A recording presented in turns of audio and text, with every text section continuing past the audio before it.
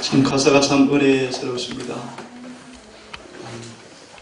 여러분의 삶의 여정 속에 이 가사처럼 아버지 품 아래 안겨보는 그 은혜가 늘상 경험되시길 간절히 바랍니다. 아멘.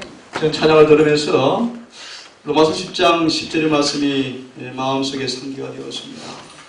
한번 따라 했으면 좋겠습니다. 사람이 마음으로 믿어 의에 이르고 사람이 마음으로 믿어 의에 이르고 그 다음 무엇이죠?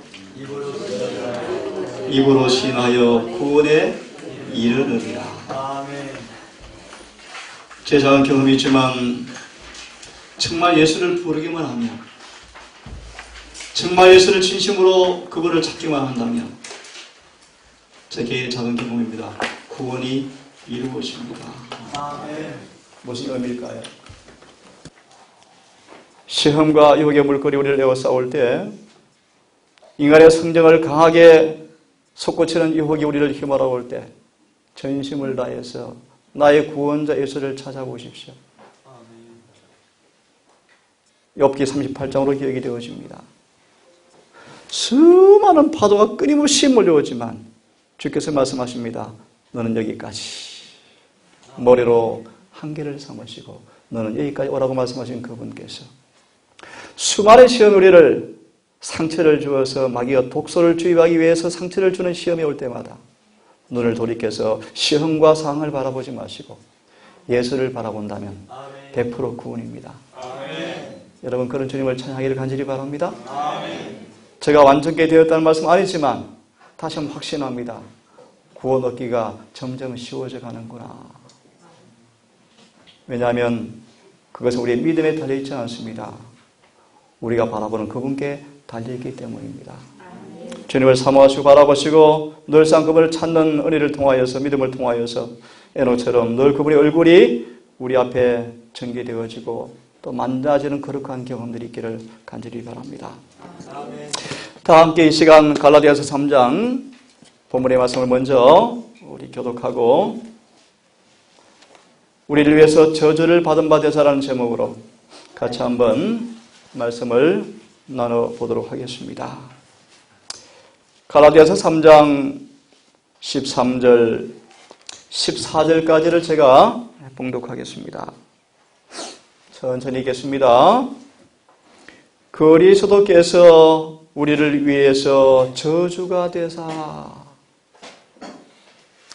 그리스도께서 우리를 위해서 저주를 받은 바 되사 율법의 저주에서 우리를 구속하셨으니 속량하셨으니 기록된 바 나무에 달리는 모든 자든 저주 받았느니라 하였느니라. 이것은 이 까닭은 우리를 위해서 저주를 받은 까닭은 기억하십시오. 아브라함의 복이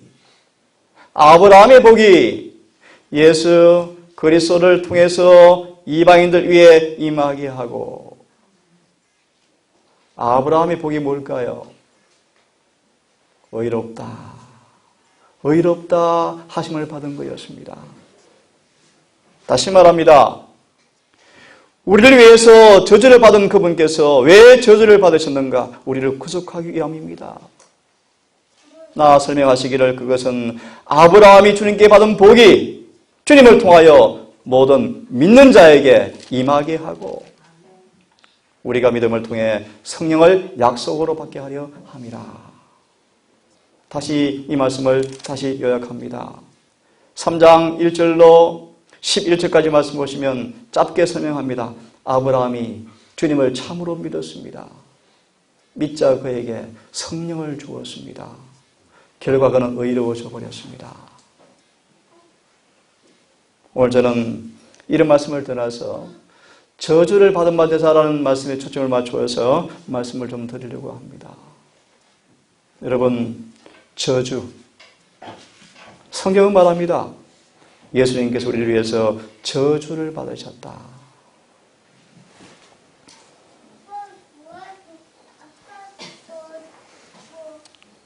개들이 날 에워쌌고 악한 무리가 내 수족을 찔렀나이다.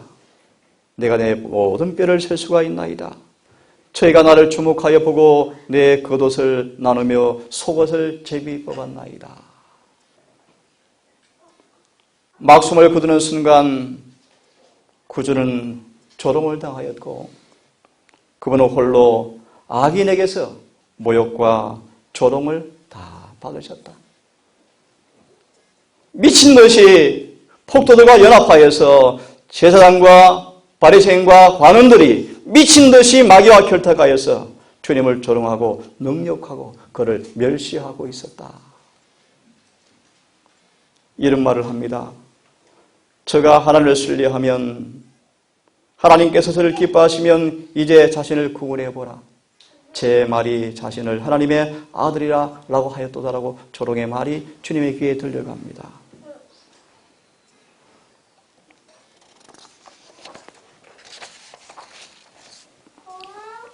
조금 심한 말씀이지만 먼저 이 말씀을 좀 설명해 드리기 원합니다.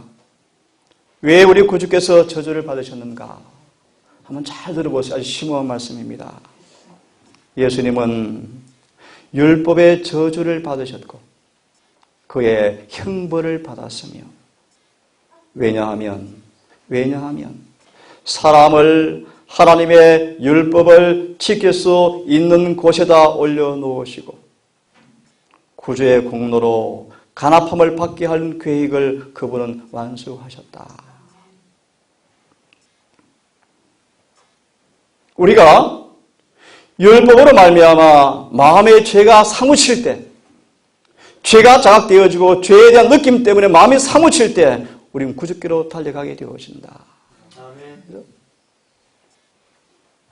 우리는 죄인이 필요로 하는 모든 것이 십자가를 통해 제시가 되어진 그분의 공로를 붙들고 우리는 그분 앞에 주님의 의를 주장할 수가 있다.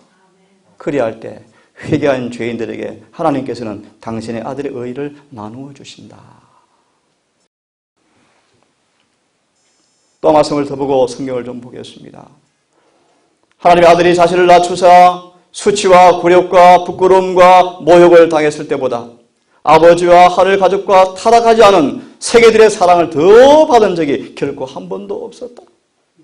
그가 죄를 지시는 자가 되심으로 인류에게서 죄의 저주를 제거하셨다. 그리스도는 자신의 몸으로 사탄이 인간을 지배하는 근거가 되어지는 죄의 값을 지불해 버리셨다. 그리고 더 이상 우리가 마귀의 노예가 될 필요가 없다고 말씀하십니다. 성경을 좀 보겠습니다. 이사야 53장을 좀 펴서 몇 구절을 좀 읽으면서 이 말씀 하나하나가 하나님의 성경을 통하여서 마음에 그대로 전달되었으면 좋겠습니다. 이사야 53장 좀 보겠습니다.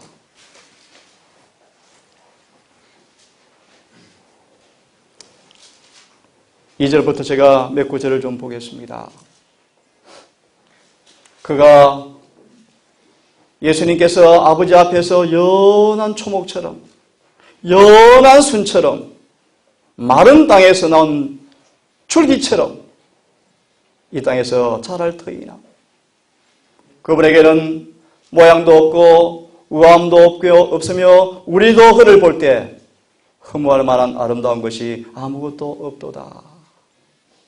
이 말의 의미는 뭐냐 하면요, 오해는 하지 마세요. 예수의 외양이 볼품없다 소리는 아닙니다.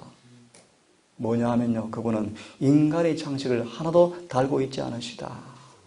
명예, 지위, 부, 인매, 환경, 어떤 인간의 외적 장식물에 그분은 전혀 초월한 분이셨습니다. 하지만 한 가지 아는 것은 여러분, 마음에 의를 삼하는 사람들 앞에서는 주님께서 가장 매력적인 분이셨습니다. 그렇죠? 여하튼 보십시오. 3절을 보시면 그는 사람들에게 멸시를 당하고, 여러분 뭘 당하고? 멸시를 당하고 거부를 당하였으며 슬픔의 사람이었고 고통의 사람이었고, 그 다음에 이렇게 말합니다. 우리도 그를 피하려는 것처럼 우리의 얼굴을 감추었으며. 한번 상상해 보세요. 지나가면 고개를 돌리고 얼굴을 감춰버리고. 왜요? 저주받은 사람이기 때문입니다. 우리도 그를 싫어 버림받았으며 그를 멸시하였으며 우리 또한 그를 귀히 여기지 아니하였도다. 모세가, 그 위대한 모세가, 그 모세마저 히브리 3장의 말씀처럼 충성스러운 모세마저 지치고 피곤하고 너무 힘들 때 잠깐 실수로 자아를 동정하는 죄를 범했던 그 모세. 다시 말하면 모세가 백성들이 그 자신의 봉사와 희생을 알아주지 못하고 원망하는 것을 바라보면서 자신을 동정하는 죄를 범했던 이 모세. 인간의 자아는 항상 준비하고 있답니다. 양식을요. 아시죠? 자아가 조금만 손상을 받으면 상처를 받습니다. 자아는요. 딱 준비하고 있어요. 근데 보세요. 우리 주님께서 거부당하고 멸시당하고 사람들에게 수근거리고 그가 지나면 피하고 얼굴을 감추고 우리 또한 그분을 싫어버렸다 라고 표현합니다. 제 작은 경험에 언급해 드릴 기억이 나지만 저를 그렇게 받들고 따랐던 많은 사람들이 공개적으로 열 몇 명이 앉아놓고 저를 혼자 앉아놓고 공개적으로 저를 중재하는 걸 제가 경험해 보면서 제 작은 인생의 경험이었지만 그때 죽을 고비를 넘겼어요. 차를 타고 나오는데 앞이 안 보였습니다. 하나님, 제가 화인 맞은 사람입니까? 전혀 마음에 가책이 되지 않습니다. 왜냐하면 저는 그런 죄를 범한 적이 한 번도 없거든요. 그런데 하나가 되어서 공개적으로 저를 이렇게 멸시하는데요. 하나님, 제가 화인 맞은 사람입니까? 운전하는데 교통사고 나서 큰일 날 뻔했습니다. 참 하나 은혜로 생각이 들어졌는데요. 여러분, 싫어 버림받는 경험을 해보라고 권하지는 않습니다. 우리 주님은 그렇게 당하셨습니다. 참으로 우리의 고통을 짊어지고 우리의 슬픔을 담당하였고 우리 때문에 매를 맞고 고난을 받았지만 저주받은 자라고 사람들 앞에 싫어 버림받았습니다. 5절을 보시면 우리의 범죄로 인해서 부상을 당하고 우리의 죄로 인하여 상처를 받고 그가 징벌을 받음으로 우리가 평평을 누리고 채찍에 맞음으로 우리 고침을 받았지만 우리는 말하기를 그가 고난을 당하여 하나님께 버림받았다고 우리는 생각했다고 성경은 말합니다. 하나 더 읽겠습니다. 그는 감옥에도 가지 못하고 공정한 재판도 받지 못하고 산자들의 땅에서 끊어졌고 내 백성의 범죄 때문에 매를 맞았도다. 시편 22편 몇 구절을 좀 더 보겠습니다. 시편 22편입니다. 1절을 보시면 나의 하나님이시여 나의 하나님이시여 어찌 나를 버리셨나이까 어찌 나를 돕는 일로부터 나의 울부짖는 소리에서부터 나를 멀리 떨어져 계시나이까. 오 하나님이시여 낮에 부르짖으나 주께서 듣지 아니하시고 밤에도 잠잠치 아니하나이다. 요한복음 8장의 말씀이 기억이 납니다. 아버지여 내가 아버지를 기쁘시게 함으로 나를 혼자 둔 적이 한 번도 없었습니다. 그런 주님께서 본문의 말씀 보시니까 밤낮으로 기도하지만 아버지께서 듣지 않습니다. 아버지께서 철저하게 외면당하시고 철저하게 아버지로부터 멸시를 당하십니다. 죄의 저주를 다 짊어지십니다. 6절을 보시니까 나는 벌레요 사람이 아니요 사람들의 비방거리요 백성의 멸시거리나이다. 7절을 보십시오. 나를 보는 모든 사람들이 나를 비웃고 입술을 내밀고 머리를 흔들며 말하기를 그가 주를 신뢰하니 그분께서 자기를 건질 줄을 믿는도다. 그분께서 나를 기뻐하였으므로 그를 건지시리라 라고 하나이다. 입을 삐죽이고 머리를 흔들며 조롱하면서 능욕하는 모습을 보십시오.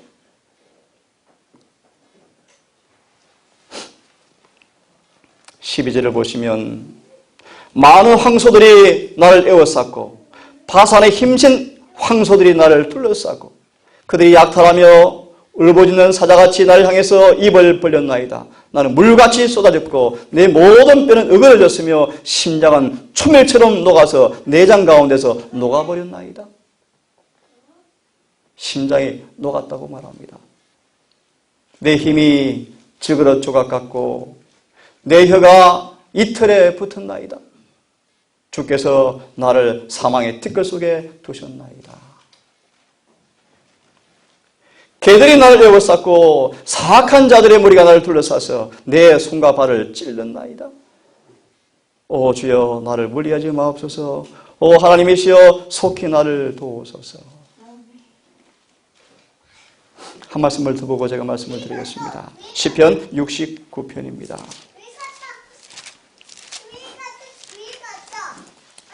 시편 69편입니다. 1절을 읽습니다. 오 하나님이시여 나를 구원하소서. 물들이 내 혼까지 들어왔나이다. 내가 설 곳이 없는 깊은 수렁에 빠지고 깊은 물들 속으로 들어갔사오니 거기서 큰 물이 내 위에 넘치나이다. 내가 부러지름으로 피곤했고 내 목이 마르고 나 하나님은 기다리는 동안에 내 눈이 쉬하나이다. 참 얼마나 철저하게 버림받은 저주받은 한 사람의 모습을 설명하고 있습니까? 10절을 보십시오. 내가 울며 금식으로 내 혼을 징계할 때 그것이 내게 모욕거리가 되었나이다. 내가 굵은 배로 내 옷을 삼았더니 내가 그들에게 속단거리가 되었나이다.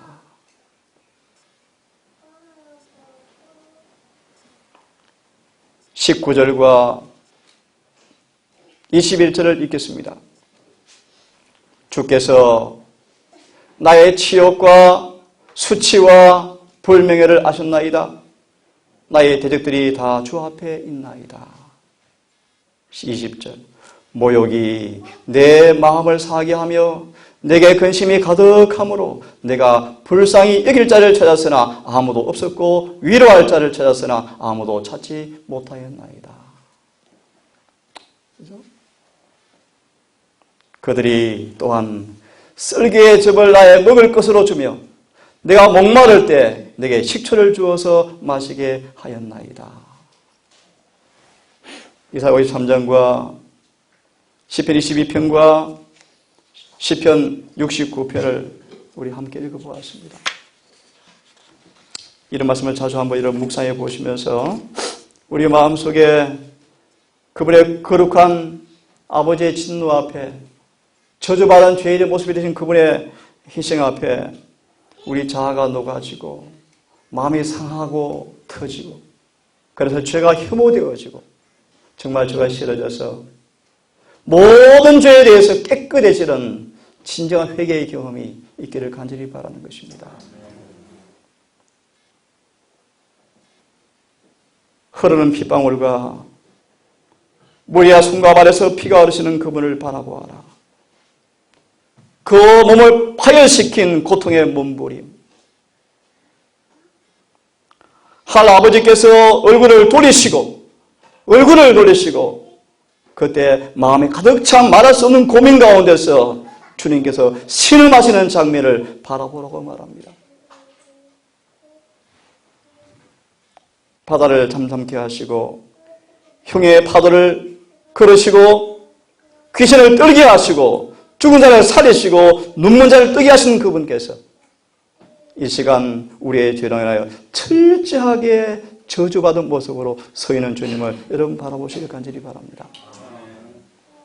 이런 말씀이 있습니다. 사단은 맹렬한 시험으로 예수의 마음을 괴롭혔다. 예수께서 보시고 심히 가정한 죄악이 그분이 쌓이고 쌓여서 마침내 죄악의 무게에 너무나 눌려서 그분은 신음하셨다. 그 두려운 시간에 주님께서는 인성은 떨렸다. 천사들은 경외의 찬 눈으로 그분을 바라보면서 예수께서 마음속에 당하시는 고통이 육신의 고통보다 너무나 커서 육신의 고통을 별로 느끼지 못하는 구절을 천사들은 가만히 바라보았다.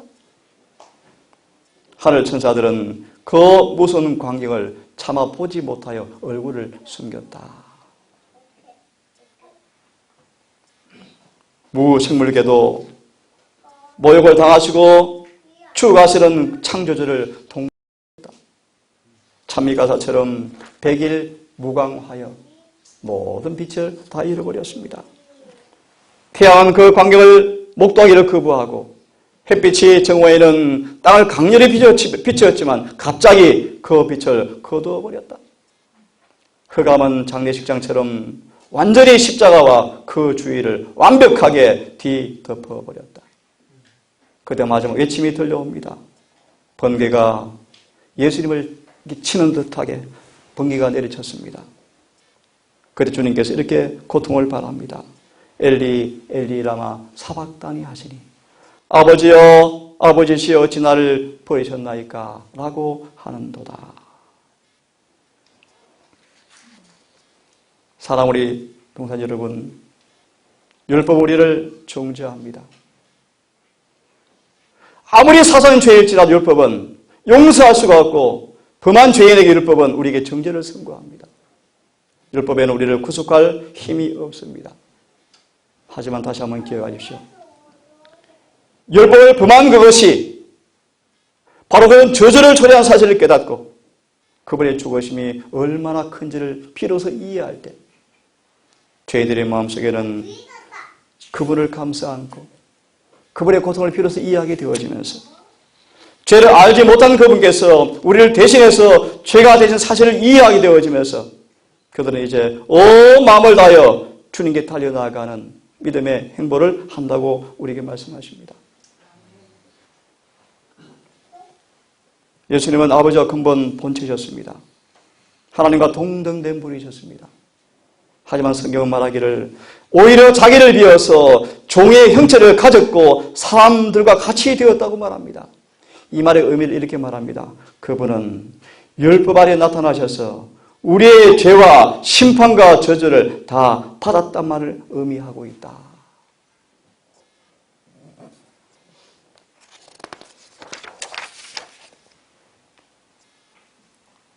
하늘에 기록한 천사들이 이런 말씀의 묘사가 있습니다. 모든 사람의 죄를 처음부터 끝까지 다 일일이 기록할 필요가 없다. 그저 범죄할 때마다 범하는 계명을 개개인의 두루마리에 표시만 하면 된다.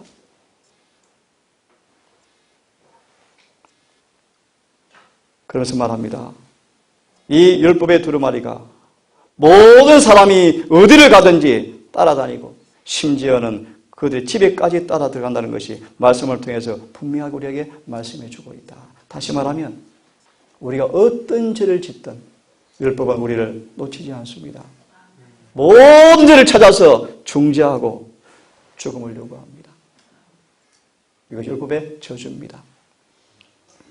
하지만 이 두루마리에서 이 저주에서 벗어날 길이 없다면 예언에서는 말하기를 그 집의 나무와 돌까지 불태울 것이다 라고 말합니다.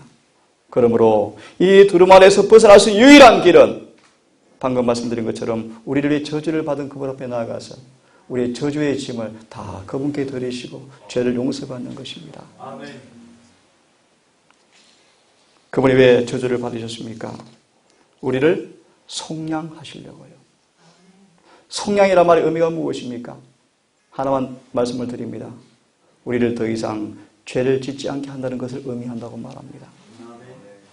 이 놀라운 속량의 값을 지불하신 그분 앞에 나아가셔서 정말 그분께서 그 저주를 대신 짊어지시고 영원히 저주를 끝나게 하신 그 은혜를 붙드시면서 여러분의 삶 속에 다시는 죄가 반복되지 않는 그 은혜가 경험되기를 간절히 바랍니다.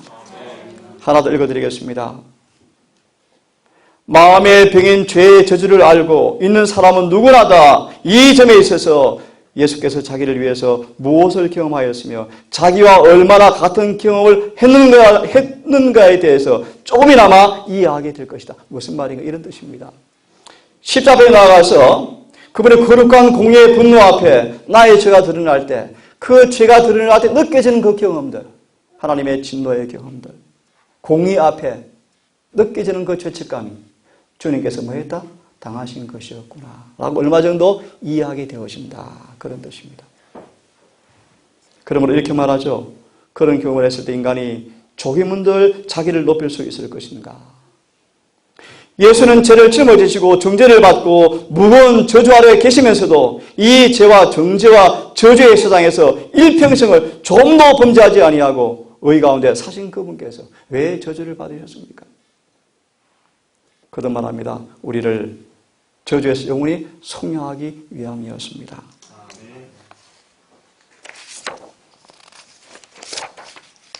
마지막으로 이 말씀을 좀 읽어드리고 마무리하려고 합니다. 한번 잘 들어보세요. 너무너무 귀한 말씀입니다. 주님은 우리를 위해 저주를 받으신 까닭은 그가 죄가 끝나게 하셨고 나무 위에서 당신의 몸으로 무거운 짐을 지셨고 당신을 개인의 구세주로 믿는 모든 자들에게 죄의 저주를 제거해버리기 위함이었다. 어떻게 해요? 잘 들으십시오.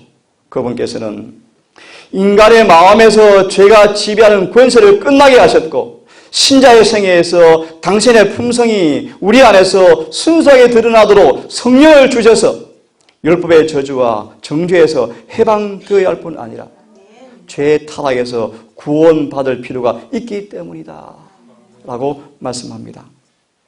그래서 이렇게 마무리합니다.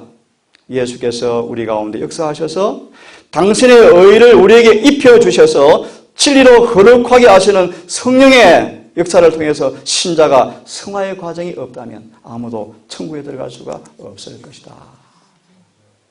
오늘 말씀 이렇게 짧게 마무리하겠습니다. 우리를 대신해서 저주를 받은 바 되신 까닭은 우리를 죄에서 속량하기 위함이었습니다. 그것은 아브라함이 받은 복을 성령을 통해서 우리 모두가 누리게 하기 위함이었습니다. 아브라함은 주님을 참으로 믿자 성령을 통해서 의롭게 되었습니다. 마무리합니다. 그분의 저주는 우리 안에서 죄가 지배하는 권세를 끝내게 하시고 그분이 우리 안에 다스리심으로 성령을 통하여 더 이상 죄의 종노릇 하지 않게 하기 위해서 그분이 대신 저주를 당하신 것입니다. 오늘 사랑하는 우리 모든 가족 여러분, 남은 안식일 동안에 소망이 나올 이 마지막 갈바리의 장면들이 생생한 현실이 되어서 마음속에 그분의 거룩한 은혜가 무엇인가를 깊이 묵상해 보시면서 진정한 회심과 자복과 헌신의 경험을 통하여 죄에서 속량받는 경험이 있기를 간절히 바라면서 말씀을 마치겠습니다.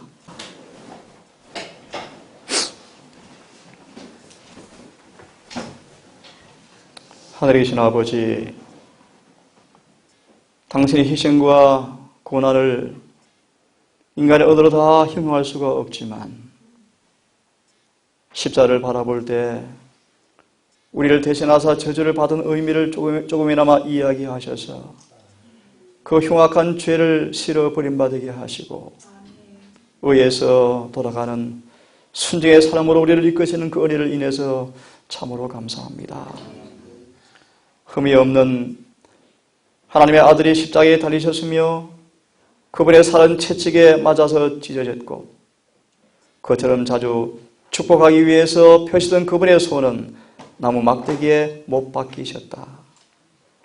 사랑의 봉사로 피곤할 줄 모르던 그분의 발도 나무 기둥에 못 박혔고 그분의 고귀한 머리는 가시관에 찔리셨다.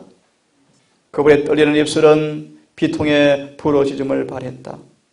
그분의 참으신 모든 것, 그분의 머리와 손과 발에서 흘러내린 핏방울과 그분의 몸을 괴롭힌 고통과 아버지께서 얼굴을 숨기심으로 그분의 영혼을 가득 채웠던 말할 수 없는 고민은 우리에게 이렇게 말한다.